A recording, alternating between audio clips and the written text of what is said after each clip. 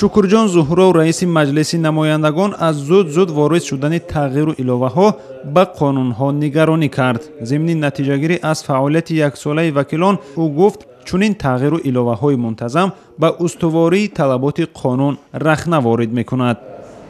дар ташаккули низоми ҳуқуқӣ таҷрибаи ворид намудани тағйири иловаҳо ба шакл ва холати санадҳои меъёрии ҳуқуқи аксарият касб кардааст. раиси маҷлиси поёнии парлумони тоҷикистон омори ҷаласаҳо ва санадҳои ҳуқуқӣ тасвибшудаҳоро ироа кард ва дар поёни суханронияш дар робита ба фаъолияти ояндаи вакилон чанд эрод матраҳ кард. зуҳуров афзуд ки дар як соли фаъолияти вакилон 16 лоиҳаи қонун барои номукаммал буданашон бозпас гардонда шудааст. аммо шукурҷон зуҳуров дақиқан аз номи қонунҳое ки бозпас фиристода шудаанд чизе нагуфт.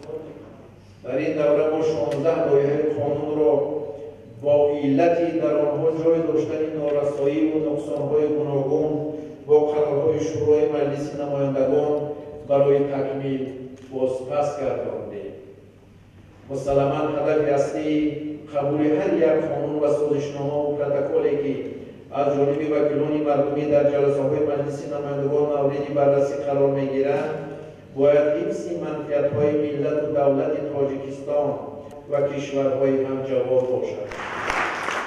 дар як соли кори вакилон 26 ҷаласа баргузор шуда 162 санад ва теъдоди зиёди шартномаҳои байналмилалӣ баррасӣ шудааст. тағйирот ба қонуни танзими анъана ва ҷашну маросимҳо ва сахттар шудани ҷазо барои вайрон кардани қоидаҳои роҳ аз пурсарусадотарин санадҳои тасвибгардидаи вакилон буд. интихоботи вакилони маҷлиси намояндагони тоҷикистон соли 2015 баргузор шуд ва 63 вакил аз 5 ҳизби сиёсии кишвар ҳизби ҳокими халқи демократӣ, ҳизби социалистӣ, ҳизби демократӣ, ҳизби аграрӣ ва ҳизби ислоҳоти иқтисодӣ ба узвияти маҷлиси поёнии тоҷикистон интихоб шуданд. шодмон Ятим, Искандари Фирӯз, Озодӣ, Душанбе.